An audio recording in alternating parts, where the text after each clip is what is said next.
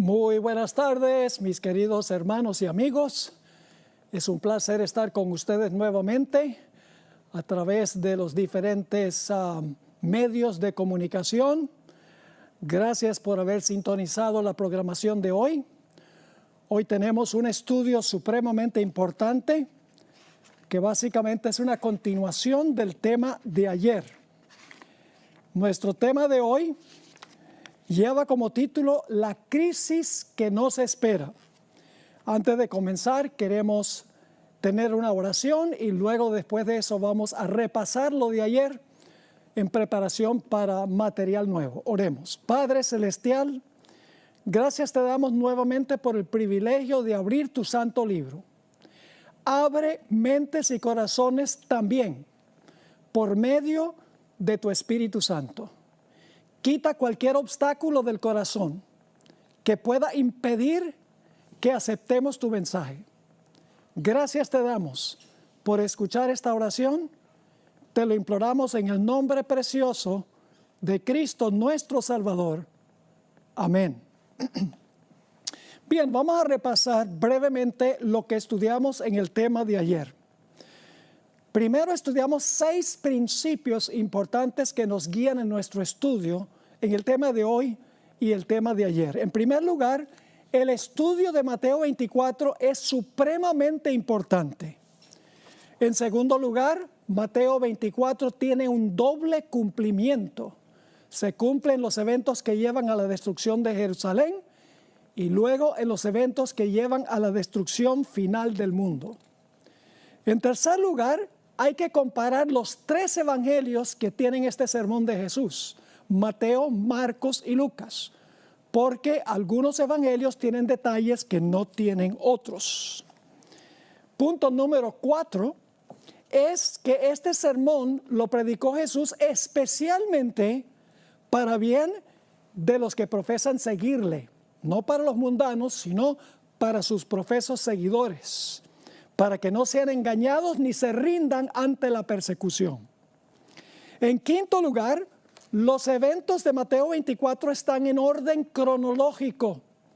Es decir, empieza en el versículo 5 y los eventos ocurren exactamente en el orden en que van a ocurrir al final de la historia. Y finalmente el principio número 6 es que el conflicto de los siglos, el libro de Elena White, el conflicto de los siglos, sigue el mismo orden que Mateo el capítulo 24. Luego voy a repasar los puntos básicos que estudiamos ayer. Vimos que va a haber guerras, rumores de guerras, nación contra nación, reino contra reino, pestilencias, hambres, terremotos y alborotos. Todas estas cosas tienen un propósito. Son causados por Satanás, porque él finalmente lo que quiere hacer es echarle la culpa a los fieles de Dios. Y eso lo encontramos en Mateo 24 y el versículo 9. Cuando venga esa persecución contra los fieles de Dios que están proclamando la verdad, y se les está echando la culpa a los fieles de Dios por lo que está pasando en el mundo, los fieles tendrán que comparecer ante reyes y gobernantes. Nos dimos cuenta también que durante ese tiempo los peores enemigos del pueblo de Dios serán amigos, familiares y parientes, créanlo o no. Este periodo es lo que se conoce como el pequeño tiempo de angustia o el tiempo de angustia previo. Vimos que cuando venga este conflicto, cuando venga esta persecución, muchos que parecen ser fieles van a apostatar de la fe, van a tropezar, va a haber un zarandeo entre el pueblo de Dios. Se van a levantar también falsos líderes religiosos. Se llaman falsos profetas, falsos pastores, que le van a decir a la gente que los que están causando los males en la sociedad son aquellos que son fieles a Dios. Nos dimos cuenta que también va a multiplicarse la maldad, la transgresión de la ley entre los que profesan ser pueblo de Dios, los que tienen apariencia de piedad. Y nos dimos cuenta, sin embargo, que a pesar de la mundanalidad, a pesar de la persecución, a pesar de las falsas enseñanzas, va a haber un grupo que va a perseverar hasta el fin, y ese grupo será salvo. Y luego terminamos ayer en Mateo 24:14, donde habla de la proclamación del Evangelio a todo el mundo, y entonces vendrá el fin. Y esto está hablando del mensaje del primer ángel que va a toda nación, tribu, lengua y pueblo, llevando el Evangelio, y luego después de eso se ve a Cristo viniendo en una nube en Apocalipsis, el capítulo 14 y el versículo 15. Así que vamos ahora a entrar en terreno nuevo, en terreno especial que vamos a estudiar el día de hoy. Vamos a Mateo, el capítulo 24 y el versículo 15 y 16. Todo lo que hemos dicho ocurre mientras que la puerta de la oportunidad está abierta. Es decir, la puerta de la gracia no se ha cerrado todavía en todos los eventos que yo he repasado el día de hoy y que trazamos el día de ayer. Pero ahora llegamos a la gran prueba final. Se conoce como la abominación asoladora. Vamos a leer Mateo 24, 15 y 16. Por tanto, cuando veáis, dice Jesús, en el lugar santo, la abominación asoladora, de la cual habló el profeta Daniel, el que lee entienda, entonces los que estén en Judea huyan. Es decir, cuando vean la abominación desoladora o asoladora, es el tiempo de huir. Ahora, Lucas lo expresa de una forma distinta. Lucas 21 y el versículo 20 y 21 nos dice, pero cuando viereis a Jerusalén rodeada de ejércitos, sabed entonces que su destrucción ha llegado. Es decir, la abominación asoladora tiene que ver con los ejércitos, las legiones romanas que circundaron la ciudad de Jerusalén. Así que dice, pero cuando viereis a Jerusalén rodeada de ejércitos, sabed entonces que su destrucción ha llegado. Entonces los que estén en Judea, aquí está lo mismo que leímos en Mateo 24, huyan a los montes, y los que estén en medio de ella váyanse, y los que estén en los campos no entren en ella. Ahora, ¿qué fue esa abominación asoladora? ¿Qué tenían los ejércitos romanos que era la señal para los cristianos, los fieles que estaban en la ciudad? Elena White, en El conflicto de los siglos, página 25, explicó un poco más lo que fue la señal. No solamente fue que la ciudad fue circundada por los ejércitos o las legiones romanas, hubo algo más.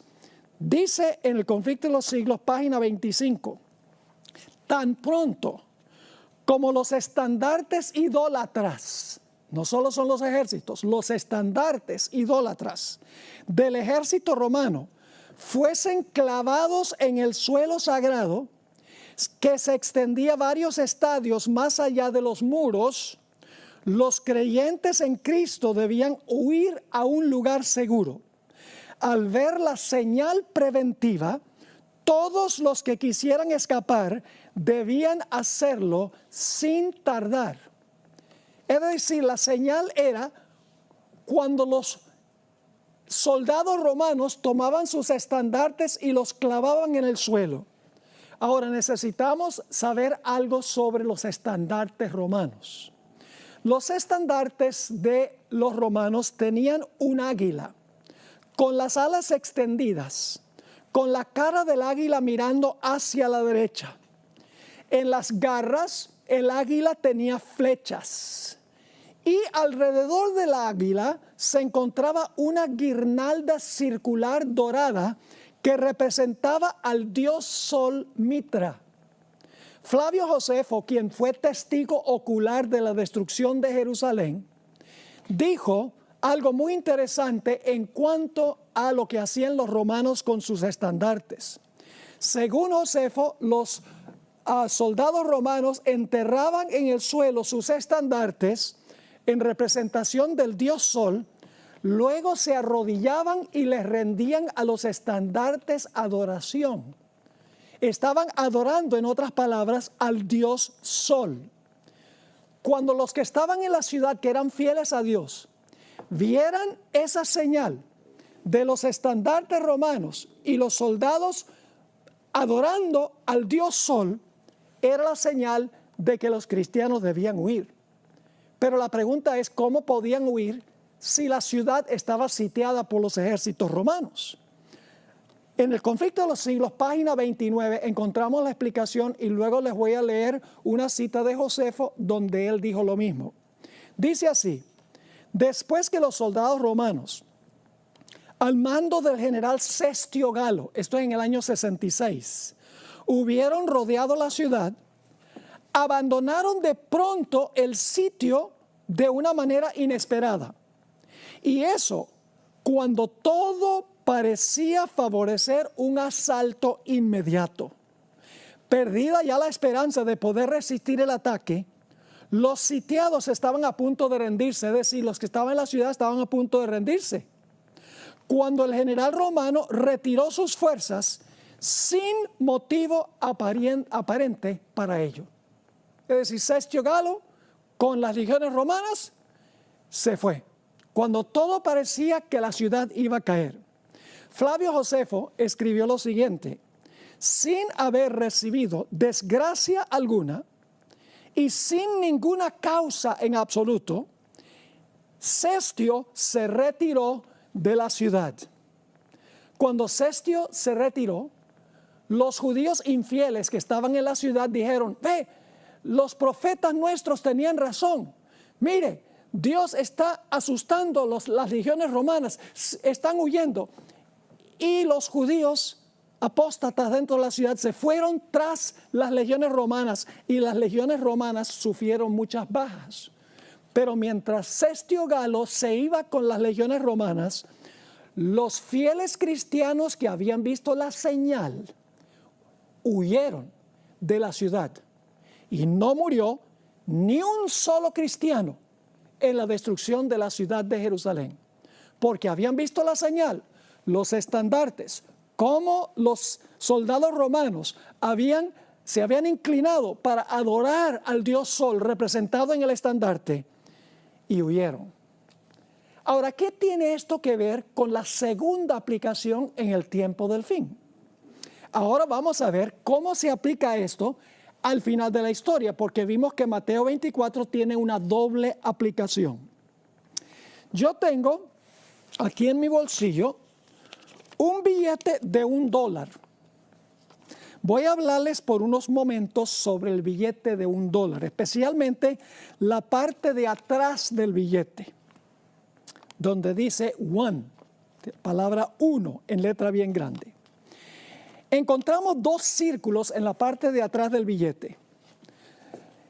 Estos dos círculos son los dos lados del gran sello oficial de los Estados Unidos.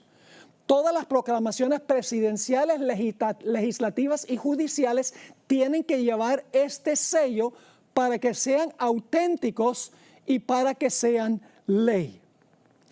Van a encontrar en el primer lado de este sello, que está en el billete de $1, dicho sea de paso, este sello fue adoptado en 1782, solo 6 años después de la Declaración de Independencia en 1776. En un lado se encuentra una pirámide inconclusa. Encima de la pirámide está un ojo, se conoce como el ojo de la providencia, y saliendo del ojo se ven los rayos del sol. Se encuentra también al pie de esa pirámide el año 1776 en números romanos, muy significativo. Además de eso aparecen 2 inscripciones en latín, el idioma oficial del Imperio Romano. Arriba está la expresión annuit coeptis, que significa Él ha favorecido nuestra empresa.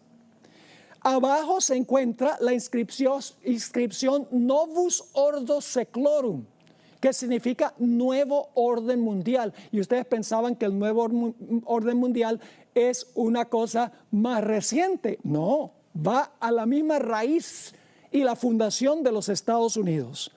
Eso es en un lado. Ahora, ¿qué tal en el otro lado? El otro círculo tiene un águila con las alas extendidas, mirando hacia la derecha, con garras, con flechas en sus garras.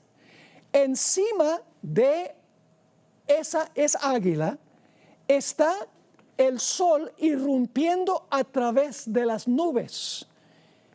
Y abajo, más bien por encima del águila, aparecen las palabras e pluribus unum, es decir, de los muchos uno. Mis queridos hermanos y amigos, los historiadores documentan que los Estados Unidos obtuvo su sello oficial directamente del Imperio Romano, lo que estaba en el estandarte de los romanos. Ahora, si ustedes visitan la ciudad de Washington, D.C., van a encontrar que los edificios principales todos tienen arquitectura romana. Van a encontrar que la ciudad está llena de estatuas que conmemoran eventos históricos y los héroes, igual que sucedía allá en Roma. Además de eso, muchas de esas estatuas tienen fecha en números romanos. A principios de los Estados Unidos, los ejércitos no se llamaban ejércitos, se llamaban legiones. Y todos sabemos que la Cámara Alta del Congreso se llama Senado, y los que sirven allí se llaman senadores. ¿De dónde creen ustedes que viene todo eso? Viene del Imperio Romano Antiguo. Ahora, quiero leerles un par de citas del Espíritu de Profecía, a donde Ellen White hace la conexión entre la adoración del sol por parte de las legiones romanas en los estandartes y lo que va a pasar al final de la historia en el mundo cristiano. Leo primero de Testimonios para la Iglesia, tomo 5, página 426 y 427. Dice así: noten la comparación. Por el decreto que imponga la institución del papado en violación a la ley de Dios, esa es una ley dominical, nuestra nación, dice ella, hablando de los Estados Unidos, se desvinculará completamente de la justicia. Cuando el protestantismo extienda la mano a través del abismo para asir la mano del poder romano, es decir, del papado, cuando se incline por encima del abismo para darse la mano con el espiritismo, cuando bajo la influencia de esta triple unión, nuestro país, está hablando de los Estados Unidos, repudie todo principio de su constitución como gobierno protestante y republicano y haga provisión para la propagación de las mentiras y seducciones papales, entonces sabremos que ha llegado el tiempo en que se verá la asombrosa obra de Satanás y que el fin está cerca. Ahora fíjense la conclusión de la cita. Así como el acercamiento de los ejércitos romanos fue para los discípulos una señal de la inminente destrucción de Jerusalén, esta apostasía, está hablando de la apostasía con respecto al domingo, esta apostasía podrá ser para nosotros una señal de que se llegó al límite de la tolerancia de Dios, de que nuestra nación, está hablando de los Estados Unidos, nuestra nación colmó la medida de su iniquidad y de que el ángel de la misericordia está por emprender el vuelo para nunca volver. Es decir, la abominación asoladora es la última señal antes de cerrarse la puerta de la gracia. Sigue diciendo, los hijos de Dios se verán entonces sumidos en aquellas escenas de aflicción y angustia de Jacob. En otra cita en el mismo libro, tomo 5 de los Testimonios, página 439, Ellen White escribió: no es ahora tiempo para que el pueblo de Dios fije sus afectos o se haga tesoros en el mundo. No está lejano el tiempo en que, como los primeros discípulos, seremos obligados a buscar refugio en lugares desolados y solitarios. Y ahora fíjense la comparación. Así como el sitio de Jerusalén por los ejércitos romanos fue la señal para que huyesen los cristianos de Judea, Asimismo, la asunción de poder por parte de nuestra nación, es decir, los Estados Unidos, con el decreto que imponga el día de descanso papal, será para nosotros una amonestación. Y luego viene la huida. Entonces será tiempo de abandonar las grandes ciudades y prepararnos para abandonar las menores en busca de hogares retraídos en lugares apartados entre las montañas.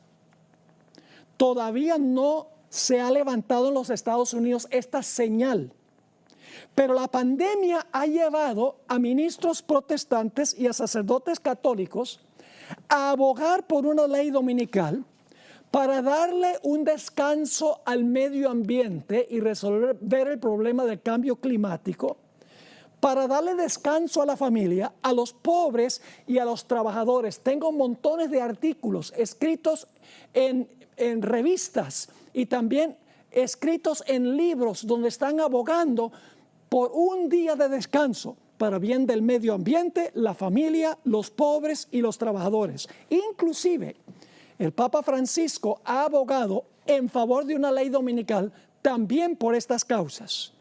Un ministro protestante, les doy un ejemplo, predicó un sermón titulado ¿Por qué Dios nos quitó el domingo? Porque aquí las iglesias no se pueden reunir por el asunto de la pandemia. Es decir, este pastor dice, Dios nos quitó el domingo, el derecho de ir a la iglesia el domingo, porque nosotros no hemos estado guardando el domingo como debe ser. Pero mis queridos amigos, la Biblia nos dice que las cosas van a ir de mal en peor. Eso lo estudiamos ayer. Y cuando ya el mundo se vea en un callejón sin salida, se va a establecer una ley dominical, porque se va a decir, estos desastres están viniendo porque no hemos guardado el santo día de reposo, el domingo, que no es santo, ni debe ser día de reposo. Es el primer día de la semana, un día de trabajo según la Biblia. Ahora, déjeme explicar. Hay miles de personas en todas las iglesias que aman al Señor y les sirven de todo corazón, que desconocen lo que yo estoy presentando acá. A nosotros nos incumbe saber esto, aun cuando nosotros digamos, no puede ser, esto no puede ser, si pertenecen a una iglesia a donde se observa el domingo. Yo sencillamente les digo lo que dijo Jesús a sus discípulos, se los he dicho antes, para que cuando venga, crean. Ahora, en la Biblia, la idolatría se identifica como la abominación. Noten, por ejemplo, Deuteronomio 7, 25 y 26. Deuteronomio 7, 25 y 26. Aquí Dios está hablando al pueblo de Israel. Las esculturas de sus dioses, es decir, de los paganos, quemarás en el fuego. No codiciarás plata ni oro de ellas para tomarlo para ti, para que no tropieces en ello. Pues es abominación a Jehová tu Dios. Los ídolos de los paganos eran abominación. Y no traerás cosa abominable a tu casa, para que no seas anatema. Del todo la aborrecerás y la abominarás, porque es anatema. Ahora escuchen bien. En la época de Constantino, en el siglo IV, la iglesia adoptó los objetos de culto de los paganos. Los paganos paganizaron a la iglesia, más bien que la iglesia cristianizara a los paganos. Entre ellos, entre los objetos que la iglesia adoptó de los paganos, está una estatua del dios Júpiter. Se encuentra hoy en la Basílica de San Pedro.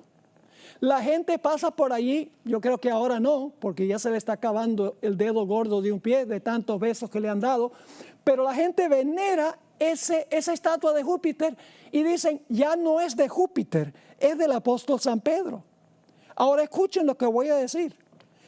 La iglesia también adoptó el día domingo, el día del sol, como el día de descanso. No hay diferencia entre venerar los objetos de los paganos y venerar el día de los paganos. Por esto repetidas veces Elena White se refirió a la observancia del día del sol como idolatría o como una abominación.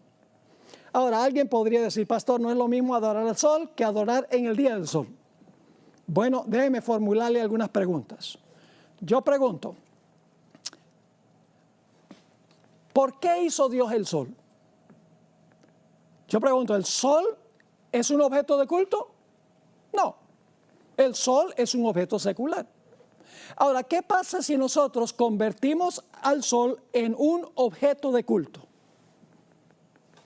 ¿Eso se llama qué? Idolatría. Ahora yo pregunto, ¿quién hizo el domingo? Dios hizo el domingo. ¿Lo hizo para la adoración? No. ¿Qué pasa si nosotros lo convertimos en un día de adoración si Dios no lo hizo un día de adoración? Es idolatría. No importa que nosotros veneremos a un objeto como el sol, como objeto de adoración, o un día que Dios no estableció para la adoración. El principio es el mismo, es idolatría. Permítame leerles algunas citas del Espíritu Profecía donde la hermana White dice que la observancia del día del sol, que llamamos domingo, es idolatría.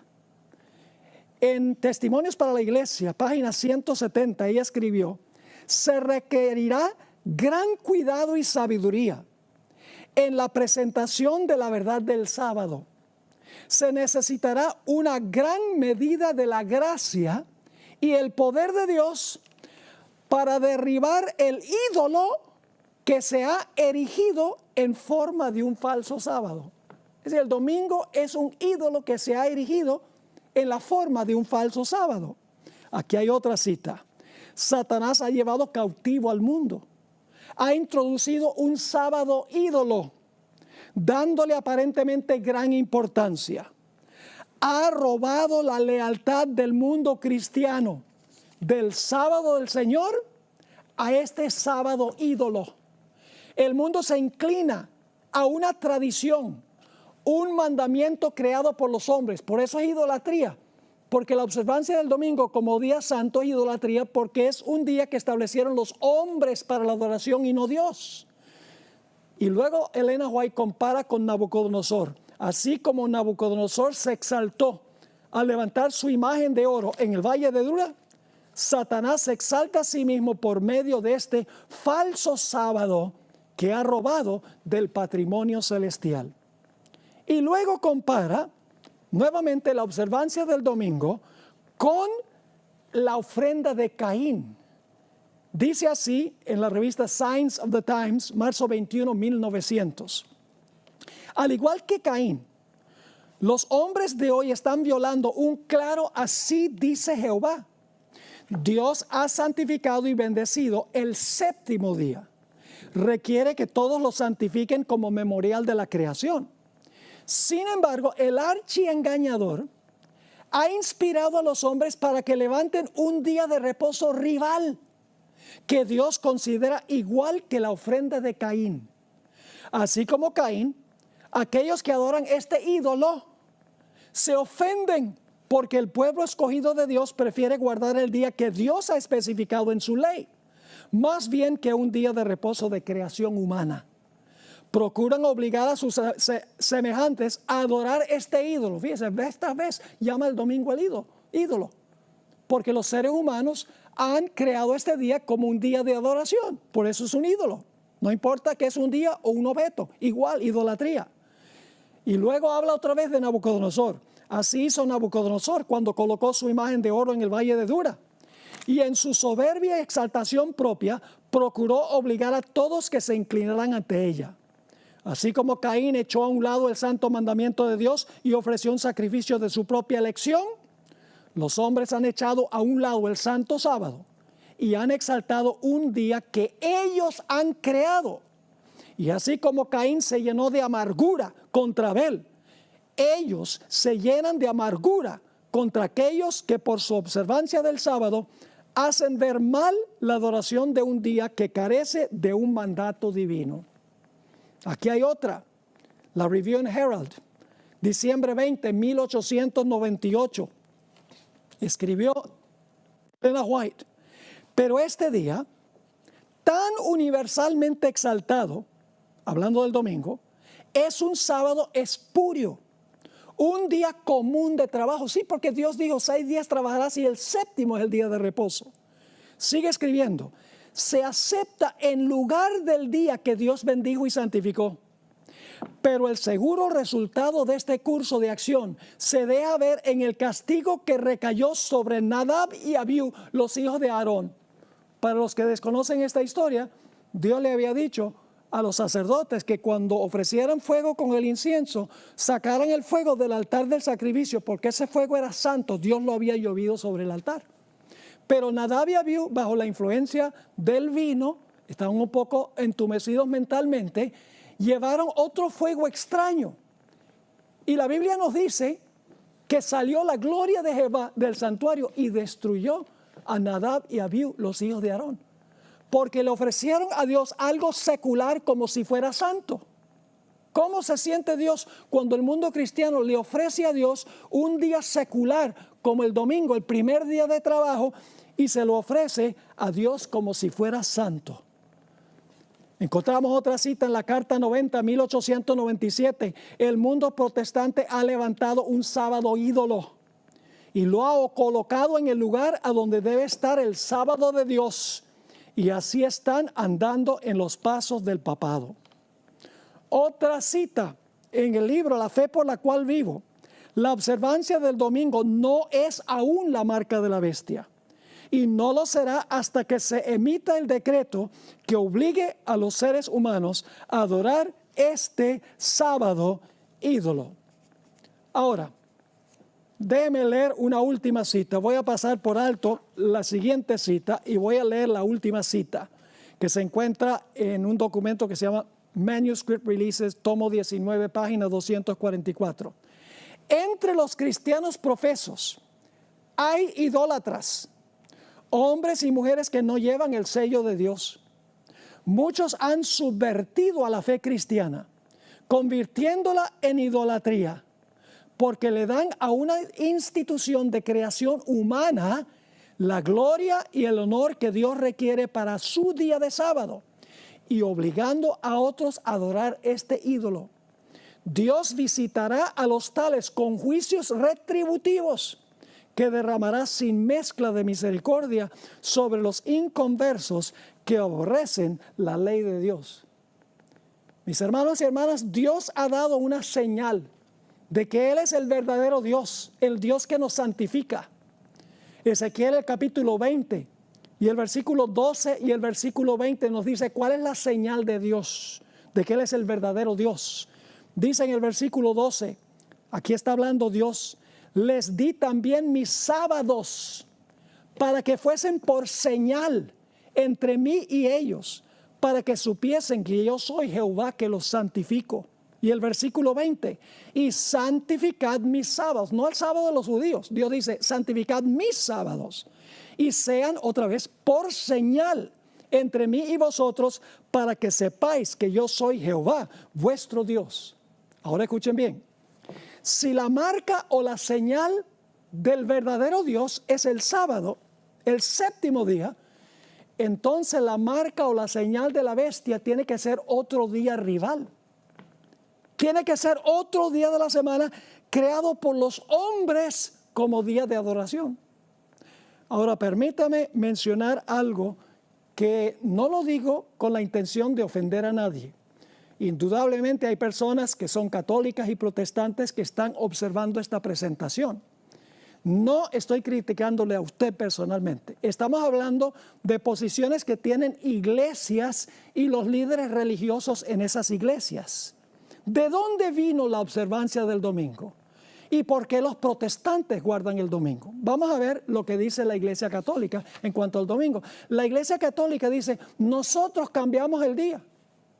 Inclusive dice, no hay autoridad bíblica para hacerlo, pero la Iglesia lo hizo. Voy a leerles algunas citas ahora de autores católicos. Noten la primera cita. Estos son líderes de la Iglesia Católica. Fue por la autoridad de Jesucristo que la Iglesia Católica transfirió este reposo al domingo para conmemorar la resurrección de nuestro Señor. Ahora escuchen bien. De modo que cuando los protestantes guardan el domingo, aun cuando no quieran admitirlo, le están rindiendo homenaje a la autoridad de la Iglesia Católica.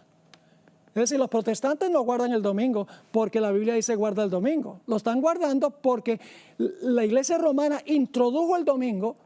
Por más de 1000 años la Iglesia guardó el domingo. Los protestantes no pudieron zafarse de la observancia del domingo. Aquí está otra cita. Una palabra en cuanto al domingo. Esta cita viene de un libro que se llama El Catecismo Sencillamente Explicado. Una palabra en cuanto al domingo. Dios dijo, acuérdate de santificar el día sábado. El día de reposo era el sábado, no el domingo, dice este escritor católico. ¿Por qué entonces santificamos el domingo en vez del sábado? Ahora escuchen la respuesta. La Iglesia alteró la observancia del sábado a la observancia del domingo. Los protestantes que profesan regirse por la Biblia y la Biblia sola, y que no creen nada al menos que esté en la Biblia, deben estar medio perplejos al observar el domingo cuando dijo Dios distintamente, santificarás el sábado. La palabra domingo no aparece en ninguna parte de la Biblia y por lo tanto los protestantes están obedeciendo la autoridad de la Iglesia Católica. Ahora viene la cita más importante de todas. Escrita por John O'Brien, quien por muchos años enseñó en la Universidad de Notre Dame, aquí en los Estados Unidos, escribió un libro muy famoso, La Fe de Millones, y escribió lo siguiente. Siendo que el sábado y no el domingo se especifica en la Biblia, ¿no es curioso que los que no son católicos y quienes profesan tomar su religión directamente de la Biblia y no de la iglesia, observen el domingo en lugar del sábado? Sí. Claro que son inconsistentes, pero este cambio se hizo unos 15 siglos antes que naciera el protestantismo. Y para ese tiempo la costumbre se observaba ya universalmente. Los protestantes han continuado la costumbre, aun cuando se basa en la autoridad de la Iglesia Católica y no sobre un texto explícito de la Biblia. Dicha observancia permanece como un recordativo de la Iglesia Madre. Los protestantes al guardar el domingo tienen un recordativo de la Iglesia Madre de donde salieron. Así que dice, dicha observancia permanece como un recordativo de la Iglesia Madre, de donde se separaron las sectas no católicas. Es como un niño que se fuga de casa, pero aún lleva consigo en el bolsillo una foto de su madre o una trenza de su cabello. Y por eso la Biblia dice que las sectas protestantes volverán a la madre antes que lleguemos al final de la historia. Una cita más, esta es extraordinaria. La Santa Iglesia Católica fue la que cambió el día de reposo del sábado al domingo, primer día de la semana. Y no solo obligó a todos a guardar el domingo, sino que urgió a todos a que trabajaran el séptimo día a riesgo de un anatema. Los protestantes profesan reverenciar la Biblia, más sin embargo, por su acto solemne de guardar el domingo, reconocen el poder de la Iglesia Católica. La Biblia dice, acuérdate del sábado para santificarlo. Pero la Iglesia Católica dice, no, guarda el primer día de la semana. Y he aquí, todo el mundo civilizado se inclina en obediente reverencia al mandato de la Santa Iglesia Católica. Citas muy dicientes. Ahora, el sábado y el domingo son dos días opuestos. El sábado es el séptimo y el domingo es el primero. Una gran separación entre los dos. Dicho sea de paso, saben ustedes que generalmente la falsificación de algo viene después de lo genuino, en tiempo. Y ustedes dicen, ¿qué tiene eso que ver con lo que estamos hablando? Les explico. ¿Cuál fue el día que estableció Dios originalmente antes del pecado como día de reposo? En Génesis el capítulo 2 dice que Dios santificó y bendijo el sábado. Yo pregunto, ¿creen ustedes que más adelante en la historia Satanás va a implementar un día rival a ese? ¿Cómo no? Y fíjense que la falsificación viene generalmente en el tiempo después de lo genuino. Les doy un ejemplo. Supongamos que hay un billete, que hacen los falsificados, que hace el gobierno, un billete de $5, digamos. ¿Qué hacen los falsificadores? Pues los falsificadores, ellos hacen un billete muy parecido de $5 para tratar de engañar a la gente para que crean que es genuino. El falso viene después del genuino. Pero no sucede que los falsificadores dicen, hagamos un billete falso de $1,000 y que el gobierno diga, hagamos uno genuino. No, porque la falsificación viene después de lo genuino. Y la Biblia dice que el día original de Dios es el santo sábado. El conflicto final es más profundo que un conflicto sobre días. En realidad, es una prueba de qué autoridad una persona acepta. Si yo guardo el sábado, estoy confesando que obedezco la autoridad de Dios, quien estableció el sábado. Si observo el domingo, estoy diciendo que acepto la autoridad del sistema que dice haber establecido el domingo como día de reposo.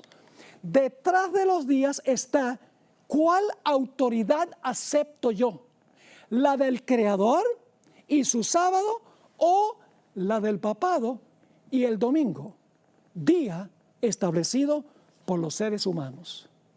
Así que la abominación asoladora, al final de la historia, es cuando se imponga el día del sol, que será la gran prueba final para el mundo.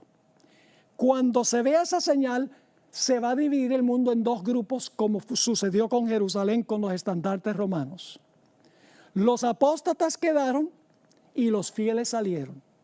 De la misma manera, al final de la historia, los apóstatas van a quedar y los fieles van a salir de Babilonia, como dice en Apocalipsis el capítulo 14 y también el capítulo 18. Ahora, después que la abominación asoladora, el día de reposo, el conflicto sobre el día de reposo, haya dividido a la raza humana en dos grupos, entonces el pueblo de Dios tendrá que huir, porque sufrirán gran oposición. Vamos a notar Mateo 24 y el versículo 16 al 19. Mateo 24, 16 al 19, donde habla de la huida después que se ve la señal. Dice allí, entonces los que estén en Judea huyan a los montes. El que esté en la azotea, no descienda para tomar algo de su casa. Y el que esté en el campo, no vuelva atrás para tomar su capa. Es decir, dejen todo atrás. Mas ay de las que estén encintas y de las que críen en aquellos días. Porque va a ser muy difícil. Dificilísimo si una mujer está embarazada y tiene que huir, o si está criando niños pequeños y tiene que huir también. Lucas 17, 31 y 32 agrega un detalle que no está en Mateo. Dice, en aquel día el que esté en la azotea y sus bienes en casa, no descienda a tomarlos. Y el que en el campo, asimismo no vuelva atrás. Acordaos de la mujer de Lot. La mujer de Lot salió de Sodoma, pero Sodoma no había salido de ella. ¿Será que hay muchos cristianos que dicen que han salido del mundo, pero el mundo no ha salido de ellos? ¿Será que estamos aferrados a nuestras casas y nuestros carros y nuestro dinero y nuestra jubilación y todos los bienes materiales que tenemos? Que cuando venga este momento, vamos a decir como la esposa de Lot, ay, yo no puedo dejar todo esto atrás. Por eso el Señor Jesucristo dijo, acordaos de la mujer de Lot. Y ahora quiero que noten un detalle muy interesante en el versículo 20 de Mateo 24, porque leímos los versículos 16 al 19, donde dice, los que están en Judea huyan, no vuelvan a tomar nada de su casa, acuérdense de la mujer de Lot. Y fíjense que todos los que van a huir guardarán el sábado. Porque dice en Mateo 24, 20, Jesús a sus fieles, orad pues, que vuestra huida no sea en invierno ni en sábado. Es decir, los fieles que van a huir son observadores del sábado, según Mateo, el capítulo 24 y el versículo 20. Y cuando el pueblo de Dios huya, ya la puerta de la gracia se ha cerrado, y vendrá la gran tribulación. Recuerden que en Mateo 24:9 dice que habrá una tribulación. Es el tiempo de angustia previo. Pero en Mateo 24:21 dice gran tribulación, después de cerrarse la puerta de la gracia. Dice ahí en Mateo 24:21 y 22, porque habrá entonces gran tribulación, cual no la ha habido desde el principio del mundo hasta ahora ni la habrá. Y si aquellos días no fuesen acortados, nadie sería salvo. Mas por causa de los escogidos, aquellos días serán acortados. En Daniel 12 y el versículo 1 encontramos una descripción del mismo tiempo de angustia. Dice, en aquel tiempo se levantará Miguel, el gran príncipe que está de parte de los hijos de tu pueblo. Y será tiempo de angustia, cual nunca fue desde que hubo gente hasta entonces. Pero en aquel tiempo será libertado tu pueblo, todos los que se hallen inscritos en el libro. Y luego, en los versículos 23 al 27, lamentablemente el tiempo no nos permite estudiar todos los detalles, pero en Mateo 23 al 27 encontramos en ese tiempo de angustia que Satanás va a falsificar la segunda venida de Cristo, porque él quiere ganarse a los escogidos. Él todavía alberga una esperanza de que va a poder engañar a los escogidos. Y su último gran engaño será falsificar la segunda venida de Jesús, haciéndose pasar por Cristo. Dice en Mateo 23 al 27, entonces si alguno os dijere, mirad, aquí está el Cristo, que significa Mesías, o mirad, ahí está, no lo creáis, porque se levantarán falsos cristos y falsos profetas, y harán grandes señales y prodigios, de tal manera que engañarán, si fuere posible, a uno de los escogidos. Yo ya os lo he dicho antes. Así que si os dijeren, mirad, está en el desierto, no salgáis. O mirad, está en los aposentos, no lo creáis. Porque como el relámpago sale del oriente y se muestra hasta el occidente, es decir, todo el mundo lo ve, así será también la venida del Hijo del Hombre. Porque donde quiera que estuviera el cuerpo muerto, allí se juntarán las águilas. Muy interesante ese versículo. Ojalá tuviera 10 minutos para exponerle ese versículo que habla de las águilas. Las águilas de los estandartes romanos y el águila de los Estados Unidos al final de la historia trae la destrucción. Elena White describió de una forma espectacular esta falsificación de la segunda venida. Y voy a leer rápido. Conflicto de los siglos, página 608 y 609. El acto capital que coronará el gran drama del engaño será que el mismo Satanás se hará pasar por el Cristo. Hace mucho que la iglesia profesa esperar el advenimiento del Salvador como consumación de sus esperanzas. Pues bien, el gran engañador simulará que Cristo habrá venido.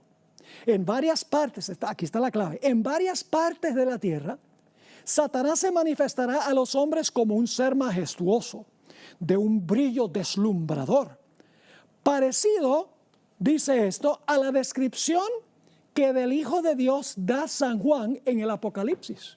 Le va a brillar el rostro como el sol, como dice en Apocalipsis 1. La gloria que le rodee superará cuanto hayan visto los ojos de los mortales. El grito de triunfo repercutirá por los aires. Cristo ha venido, Cristo ha venido. El pueblo se postrará en adoración ante él, mientras levanta sus manos y pronuncia una bendición sobre ellos, así como Cristo bendecía a sus discípulos cuando estaba en la tierra. Su voz es suave y acompasada, aunque llena de melodía.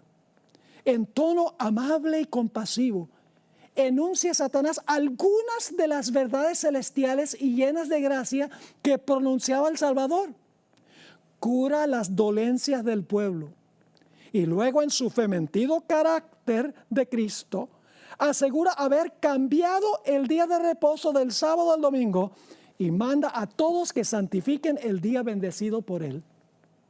Declara que aquellos que persisten en santificar el séptimo día blasfeman su nombre, porque se niegan a oír a sus ángeles, que les fueron enviados con la luz de la verdad.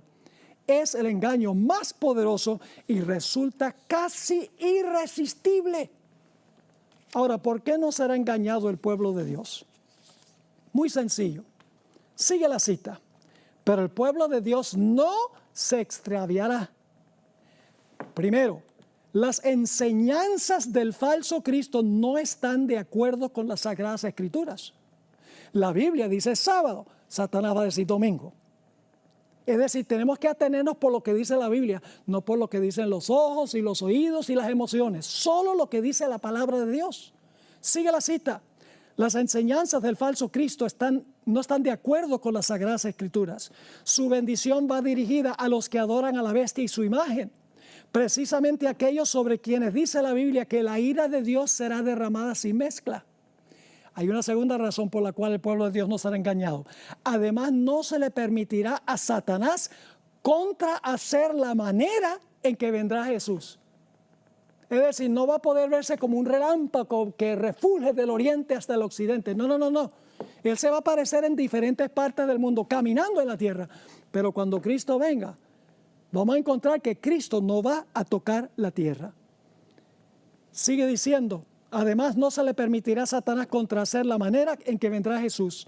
El Salvador previno a su pueblo contra este engaño y predijo claramente cómo será su segundo advenimiento.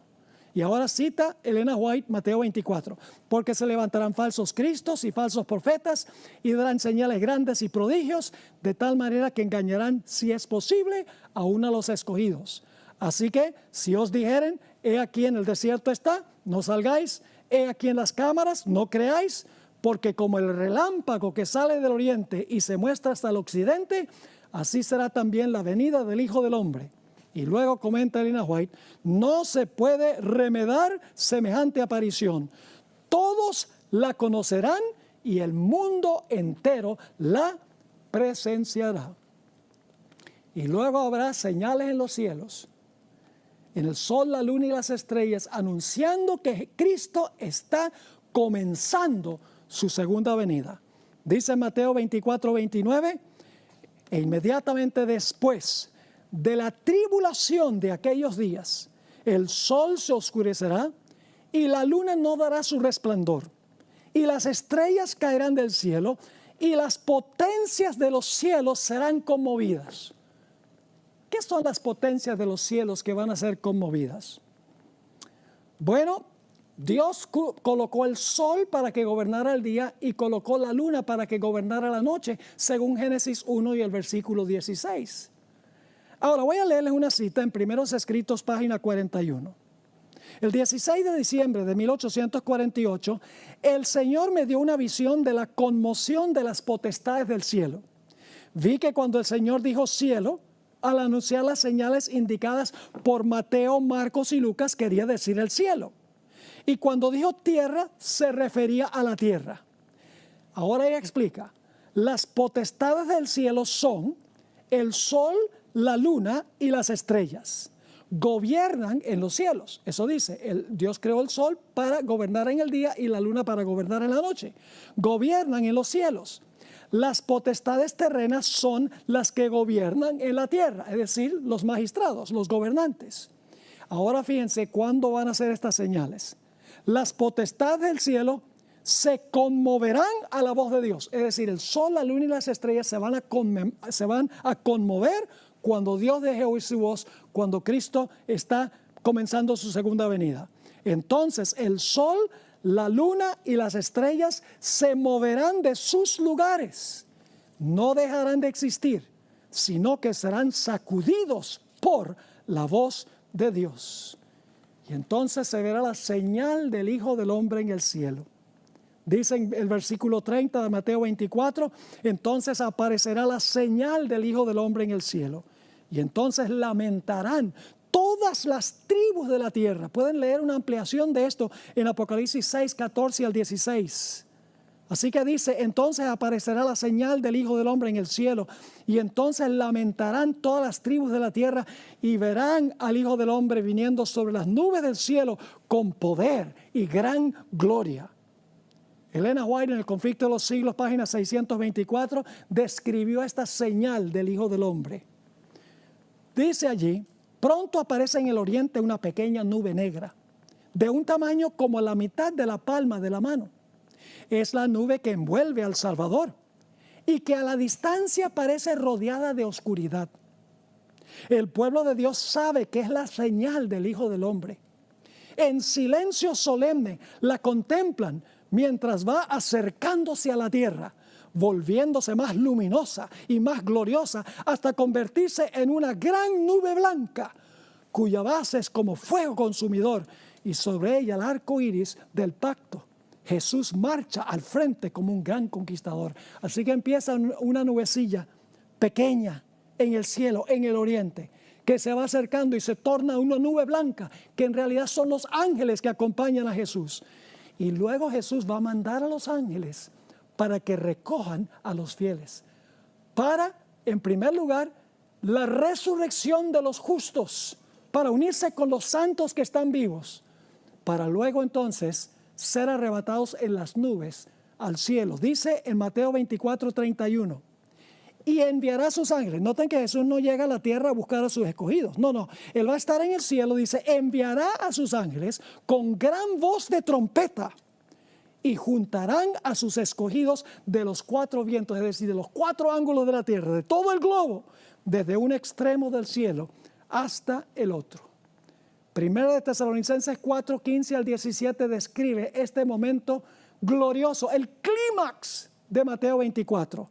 Dice allí, por lo cual os decimos esto en palabra del Señor, que nosotros que vivimos, que habremos quedado hasta la venida del Señor, no precederemos a los que durmieron. Porque el Señor mismo con voz de mando, con voz de arcángel y con trompeta de Dios descenderá del cielo. Y los muertos en Cristo resucitarán primero. Luego nosotros los que vivimos, los que hayamos quedado, es decir, va a haber dos grupos, los que mueren y van a resucitar y los que están vivos hasta que Jesús venga. Dice, luego nosotros los que vivimos, los que hayamos quedado, seremos arrebatados juntamente con ellos en las nubes para recibir al Señor en el aire y así estaremos siempre con el Señor. Noten que Jesús no toca la tierra. Dice, seremos arrebatados con ellos en las nubes para encontrarnos con el Señor en el aire. Por eso los fieles no serán engañados por la falsificación de la segunda venida de Cristo. Así que la pregunta clave es, ¿en cuál grupo vas a estar tú? ¿Estás dispuesto, estás dispuesta de entregarlo todo para ser fiel a Jesús? Para decir, cuando veas a Jesús, la señal del Hijo del Hombre, he aquí, este es nuestro Dios, le hemos esperado y Él nos salvará. ¿O vas a estar entre ese grupo que va a clamar que las rocas caigan sobre ellos y se van a esconder en las cuevas de la tierra para no ver el rostro de Jesús? Yo oro a Dios que hagas la elección correcta en este asunto.